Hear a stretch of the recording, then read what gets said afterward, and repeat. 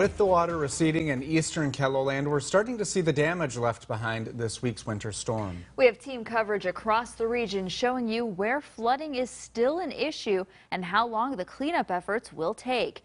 Dan Santella joins us live from North Sioux City, where Governor Homme is touring the damage. Then we join Whitney Fowkes in Rock Valley, Iowa, where the river is also spilling over its banks.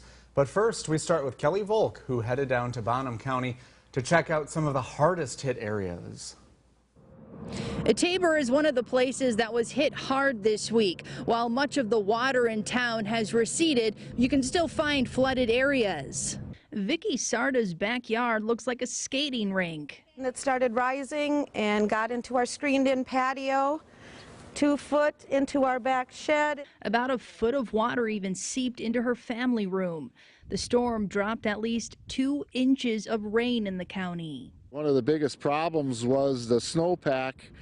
When the rain melted that, we had probably double, who knows. The aftermath can also be seen at the marina in Springfield. This sign is a good example of how much the water has gone down since yesterday. The only thing that you could read on it was "Welcome to." Mark Maggs is the Homme County Sheriff. You know, we're experienced water levels here real similar to what we had in 2011 with the big flood. So with this much water, some have their work cut out for them. How long is it going to take you and your family to recover from this? We're hoping not too long, but like to redo the sheetrock in our family room and redo the carpet. She estimates it'll take a couple of months, but that's not what's important. I'm just happy we're safe. And as always, if you're driving through Keloland this week and you see a sign like this one, don't go through it. In Homme County, Kelly Volk, Keloland News.